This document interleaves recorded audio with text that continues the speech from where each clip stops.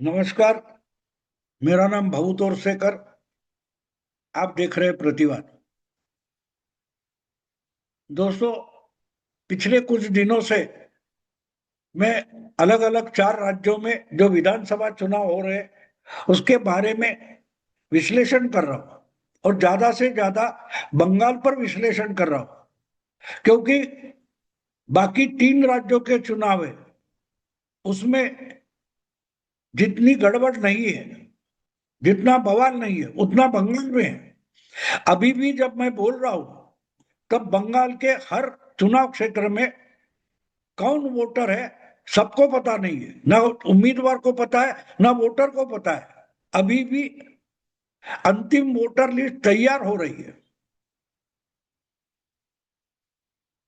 तो ये विश्लेषण में मैंने लगातार एक बात बोली है, कम से कम 8-10 बार तो मैं बोल गया मेरे प्रतिवाद पर, या और मेरे दोस्त है उनके पॉडकास्ट में भी मैंने एक बार लगातार बोली कि ममता को चुनाव दरवाजे पर खड़ा है तो 6 महीने से कोर्ट में उलझना गलत था, चुनाव आयोग के साथ उलझना गलत था।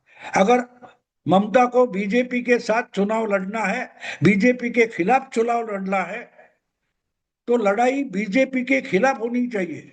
लड़ाई कानूनी नहीं बल्कि पॉलिटिकल लड़ाई होनी चाहिए, राजनीतिक लड़ाई होनी चाहिए।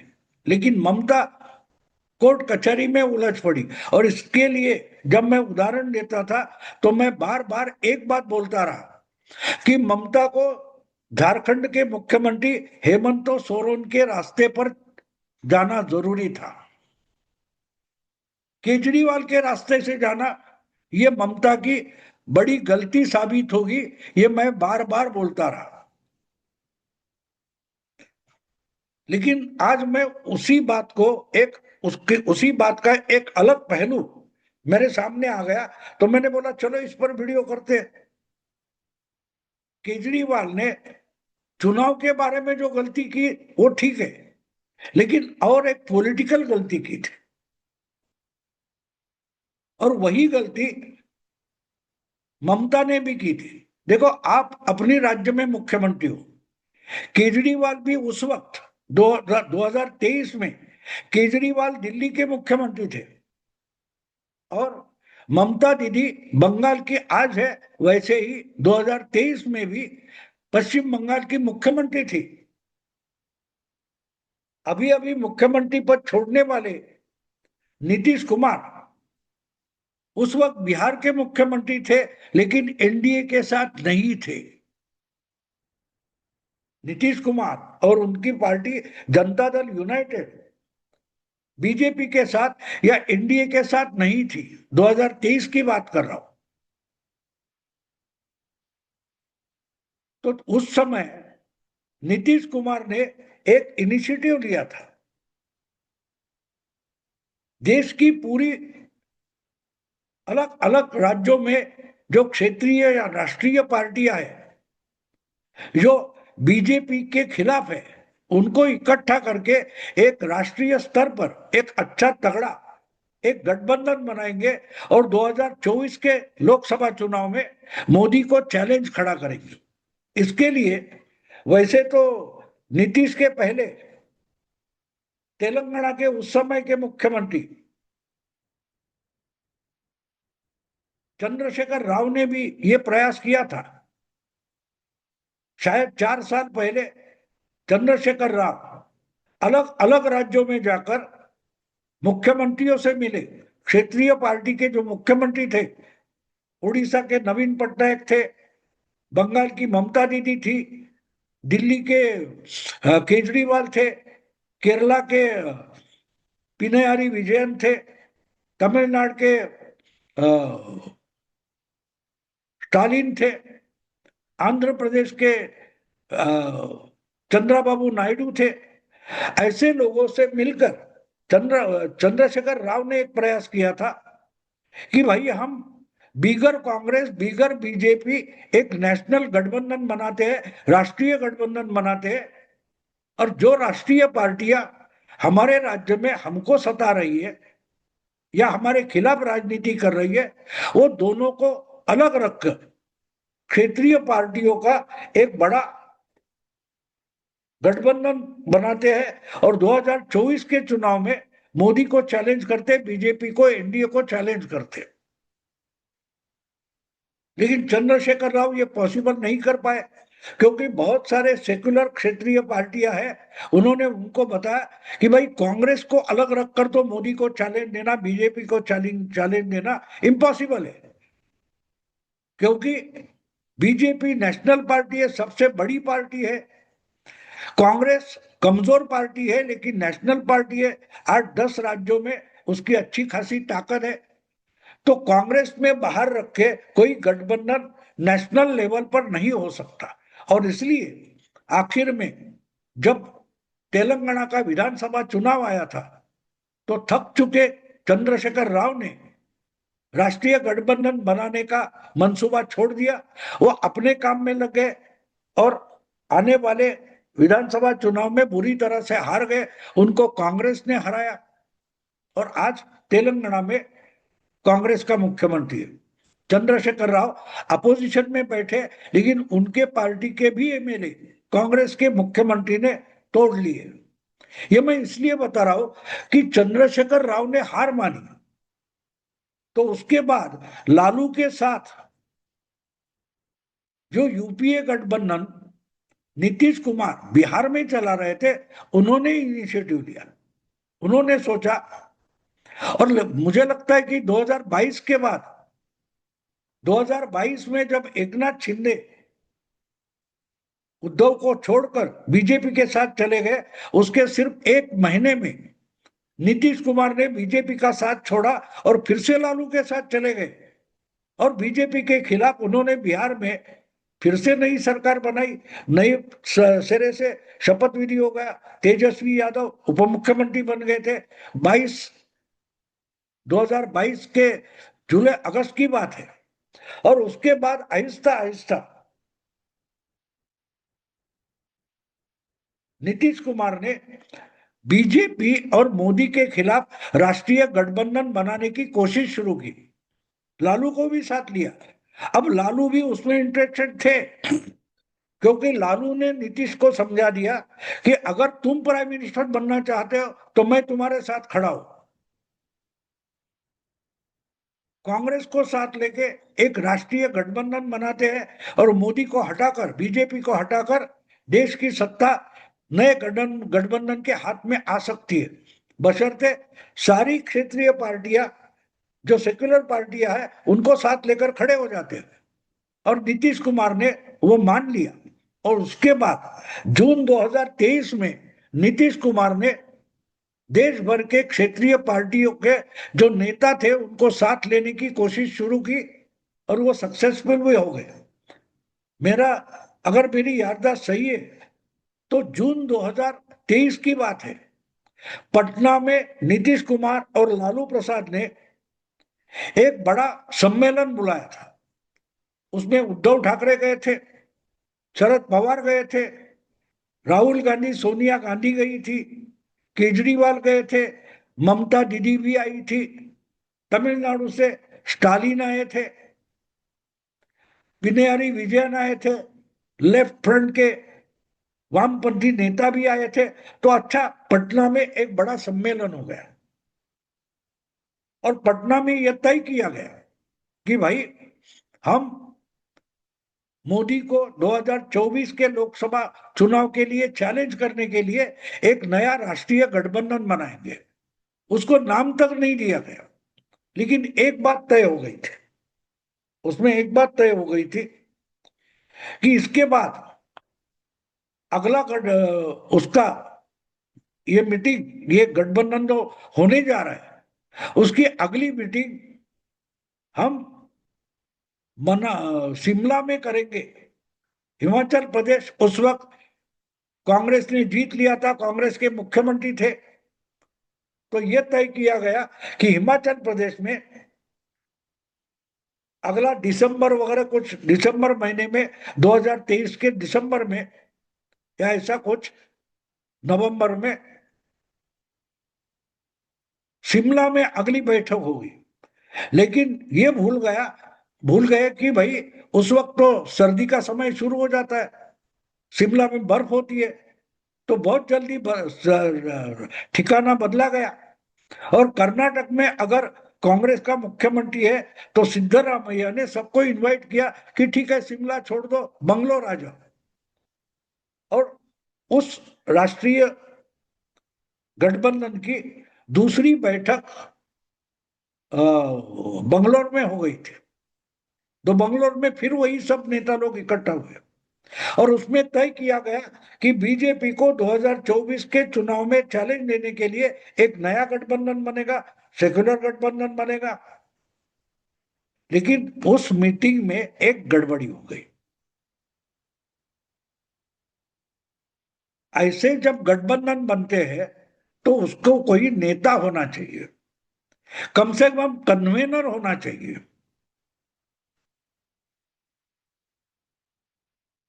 लेकिन कन्वेनर तय नहीं हो रहा था। अब इनिशिएटिव अगर नीतीश कुमार ने लिया था तो नीतीश कुमार ये मानते थे कि इस नए गठबंधन का कन्वेनर, संयोजक मुझे बनाया जाएगा। और लालू प्रसाद भी वो चाहते थे, क्योंकि लालू प्रसाद का प्लान अलग था। लालू प्रसाद चाहते थे कि नीतीश कुमार राष्ट्रीय राजनीति में चले जाए और उनके बेटे तेजस्वी यादव के लिए, माने लालू के बेटे तेजस्वी यादव के लिए बिहार का मुख्यमंत्री पद की कुर्सी है वो खाली की जाए। नीतीश को भी वो मंजूर था और दोनों ने तय किया था कि नीतीश कुमार इस नए गठबंधन के निमंत्रक बनेंगे, संयोजक बनेंगे। लेकिन बंगलोर के बाद जब भोपाल में ये तीसरी मीटिंग तय करने का हुआ था, तो उस वक्त मध्य प्रदेश, राजस्थान, छत्तीसगढ़ के चुनाव आ रहे थे। तो ये झंझट कमलनाथ को नहीं चाहिए था। कमलनाथ ने साफ साफ इनकार कर दिया कि भोपाल में ऐसा कोई सम्मेलन नहीं होने देंगे, हमको नहीं चाहिए, हम अभी चुनाव में हैं। क्योंकि कुछ 2 महीने में वो सम्मेलन होने वाला था, सॉरी, मध्य प्रदेश का चुनाव होने वाला था। तो फिर उद्धव ठाकरे ने इनिशिएटिव लिया कि ठीक है मुंबई में आ जाओ। उद्धव ठाकरे और शरद पवार ने इन सब नेताओं को मुंबई में बुलाया। मुंबई में इसका एक बड़ा सम्मेलन हो गया और उस सम्मेलन में गड़बड़ हो गई। सबको इनवाइट किया गया था और उस मीटिंग में कपिल सिब्बल भी पहुंच गए। अब कपिल सिब्बल को वहां आते देख राहुल गांधी भड़क गए। उन्होंने उद्धव ठाकरे के सामने नाराजगी दिखाई कि कपिल सिब्बल को किसने बुलाया, क्योंकि कपिल सिब्बल ने राहुल के खिलाफ बयानबाजी की थी और आगे जाकर अखिलेश के साथ समाजवादी पार्टी से वो राज्यसभा पहुंचे थे। तो राहुल का गुस्सा था, लेकिन वो भी हो गया। लेकिन मुंबई सेशन में एक गड़बड़ ममता दीदी ने कर दी और केजरीवाल ने भी कर दी। मुंबई सेशन आते आते इसकी जरूरत दिखाई देने लगी कि हमारे गठबंधन का कोई संयोजक चाहिए, कोई निमंत्रक चाहिए, कोई नेता चाहिए। तो मुंबई के उस सेशन में, शायद मुंबई का, बंगलोर मुझे अभी पक्का याद नहीं आ रहा है, लेकिन मुंबई के सेशन में भाषण करते हुए अचानक ममता दीदी ने गुस्सा दिखाया कि वो जब उस हॉल में पहुंची जहां कुर्सियां लगाई थी तो उनके लिए कोई रिसीव करने के लिए नहीं था। तो शरद पवार ने उठकर उनको कुर्सी देनी चाहिए, लेकिन उन्होंने नहीं ली। और उस मीटिंग में अचानक ममता दीदी ने एक घोषणा कर दी कि हमारा जो गठबंधन बन रहा है उसके लिए मोदी को चैलेंज देने वाला प्राइम मिनिस्टरशिप के रेस का चेहरा कांग्रेस के अध्यक्ष मल्लिकार्जुन खड़गे को बनाया जाए। ये एक तरीके से नीतीश के खिलाफ मजाक था। जिसके इनिशिएटिव पर, जिसका जो पुढ़ाकार था, उससे अगर एक गठबंधन बन रहा है, उसको पूछे बगैर उसका नाम डिलीट कर देना, और उसके जगह खरगे का नाम आगे करना। ममता दीदी ने जब बोला कि खरगे को प्राइम मिनिस्टरशिप का कैंडिडेट बनाएंगे, मतलब खरगे को ही संयोजक भी बनाएंगे। इमीडिएटली ममता ने खरगे का नाम लिया ना लिया, तो केजरीवाल खड़े हो गए और केजरीवाल ने खरगे के नाम को सपोर्ट कर दिया। तो एक तरीके से केजरीवाल और ममता ने नीतीश को नाराज किया, नीतीश के काम में अड़ंगा लगाया। नीतीश को संयोजक बनने से और आगे जाकर प्राइम मिनिस्टरशिप का कैंडिडेट होने से इन दोनों ने अड़ंगा लगाया, पनौती लगा दी। यानी अगर सबसे बड़ी पार्टी कांग्रेस है गठबंधन में, उसके अध्यक्ष जब संयोजक बनते हैं तो अपने आप नीतीश का पत्ता कट हुआ। तो नीतीश तो नाराज हो गए। अब नीतीश अपने कारण नाराज हो गए क्योंकि उनको संयोजक बनना था, लेकिन दूसरी तरफ लालू प्रसाद यादव भी थे। अब लालू प्रसाद यादव नीतीश को प्राइम मिनिस्टरशिप का कैंडिडेट बनाने के लिए राजी नहीं थे। उनके लिए अपने बेटे को मुख्यमंत्री की कुर्सी पर बैठाना ये प्रायोरिटी थी। और अगर नीतीश संयोजक नहीं बना तो वो मुख्यमंत्री की कुर्सी बिहार की छोड़ने वाला नहीं था। इसलिए ममता ने खरगे का नाम आगे किया तो लालू भी गुस्सा हो गए, क्योंकि उनके बेटे को मिलने वाली कुर्सी भी चली गई। तो एक तरीके से ममता ने और केजरीवाल ने नीतीश के लिए जो पनौती खड़ी कर दी, उससे गुस्सा होकर मुंबई के उस गठबंधन के, जिसको आगे चलकर INDIA नाम दिया गया, उस गठबंधन से, क्या उसके सम्मेलन से गुस्सा होकर नीतीश कुमार उठकर निकल गए। उस बैठक के बाद जो प्रेस कॉन्फ्रेंस होनी थी उसके लिए नीतीश रुके तक नहीं, लालू भी नहीं रुके, निकल गए। लेकिन गुस्सा होकर निकल गए थे। बात साफ है कि मेरा नाम काटने वाली अगर ममता है तो ममता के लिए नीतीश कोई वरदान देने वाले नहीं थे। अपना नाम काटने वाले और उसको सपोर्ट करने वाले केजरीवाल के लिए नीतीश कोई वरदान देने वाले नहीं थे। पक्का है कि मुंबई में सम्मेलन से गुस्सा होकर निकल जाने वाले नीतीश ने ममता और केजरीवाल दोनों के लिए मन ही मन में शापवाणी का उच्चार किया होगा, और उसकी कीमत केजरीवाल ने दिल्ली का मुख्यमंत्री पद गवाकर पहले ही चुकता कर दिए। अब 1 साल से ज्यादा हो गया। केजरीवाल फरवरी 2025 में दिल्ली का चुनाव हार गए, अपने क्षेत्र से भी विधानसभा का चुनाव हार गए। दिल्ली की मुख्यमंत्री पद की कुर्सी केजरीवाल के हाथ से निकल गई। तो एक तरीके से नीतीश को पनौती लगाने के बदले उनको जो शापवाणी मिली थी नीतीश से, उसकी कीमत केजरीवाल अदा कर रहे हैं। अब बारी है ममता की। जिस ममता ने नीतीश को प्रधानमंत्री पद का अपोजिशन का उम्मीदवार बनने से रोका था, उसमें अड़ंगा लगाया था, उसके लिए पनौती लगा दी थी, उसके लिए नीतीश ने मन ही मन में ममता को भी शाप दिया होगा कि आज मेरा नुकसान कर रहे हो, कल इसकी कीमत तुमको कभी ना कभी चुकानी पड़ेगी। आज ममता बंगाल के चुनाव में उस कगार पर खड़ी है कि भवानीपुर से अपना विधानसभा क्षेत्र भी जीतना ममता के लिए आसान नहीं रहा है। नंदीग्राम जाने की उसमें हिम्मत नहीं बची है। और विधानसभा के जो खबरें आ रही है वो देखे तो 3 बार प्रचंड बहुमत लाने वाली ममता इस बार बहुमत लाना दूर, 100 सीटें भी लाने की पोजीशन में नहीं। ये जो खबरें आ रही है, ये मैं मानता हूं कि नीतीश की शापवाणी का कर्जा ममता चुका रही है। दोस्तों, अगर वीडियो पसंद आए लाइक कीजिए, शेयर कीजिए और प्रतिवाद को सब्सक्राइब कीजिए। नमस्कार।